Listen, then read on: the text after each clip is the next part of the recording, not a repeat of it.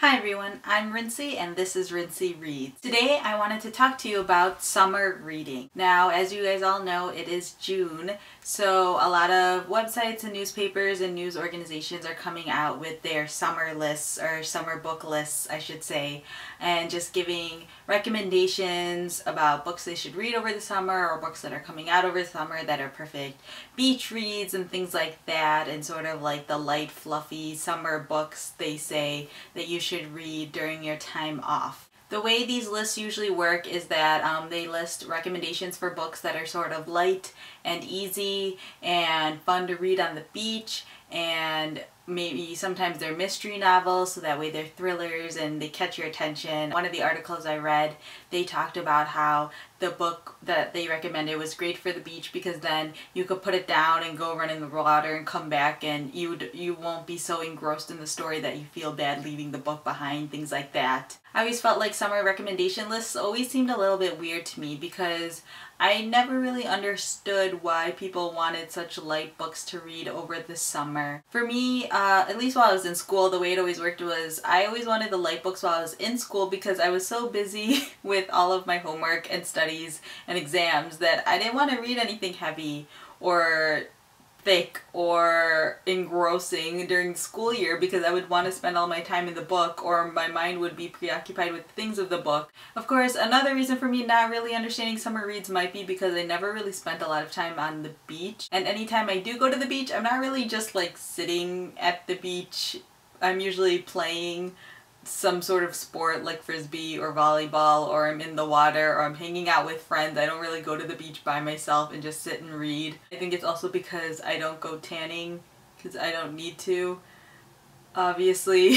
So I never really needed sort of the light beach read that people seem to categorize some books into, so maybe that's part of the reason, but I just wanted to show you some of the books that I like to read over the summer. One year while I was in college, I went to my school library and I picked up The Count of Monte Cristo. And I didn't realize that I actually only picked up part 1 of The Count of Monte Cristo. So I read through it and then it got to the end of the book and it was a cliffhanger, and I was like, that was it? And then I realized I only had read part 1. Now, I didn't have time to find part 2 of the book, so I ended up buying the book over the summer. And then reading it.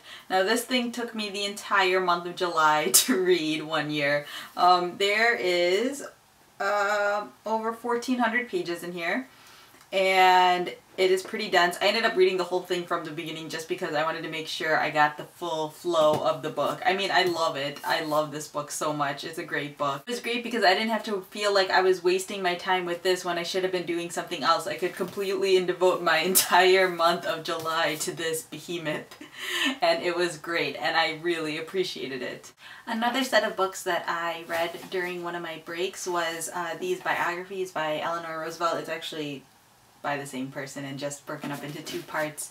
But I actually read these over spring break and I love them, or I really enjoyed them. I wouldn't say I loved them, but I really liked them. It was really kind of great to read these books over my spring break just because, again, I didn't have to worry about school and I kind of just spent the whole week reading about Eleanor Roosevelt, and I didn't have to worry about memorizing the facts in here or reciting anything that I read in here in a test later or anything like that. I was just reading a biography and enjoying it and having fun with it. So yeah, that's just my opinion about summer reads. Feel free to let me know what you guys think in the comments below, or maybe make a video response and you guys can post that below as well. Obviously, I just want to make clear, I don't have a problem with beach reads or summer reads in general or anything like that. I mean, I feel like a lot of these are actually really good books that people recommend and they just kind of label them as beach reads.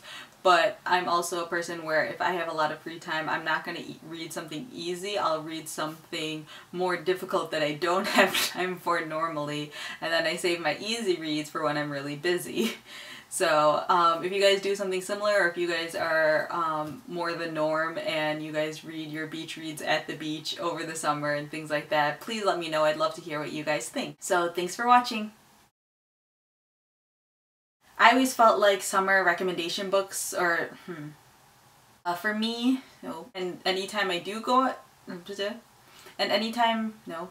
The summer, one of the summer, and I didn't have to worry about wasting my time reading this quote. Nope.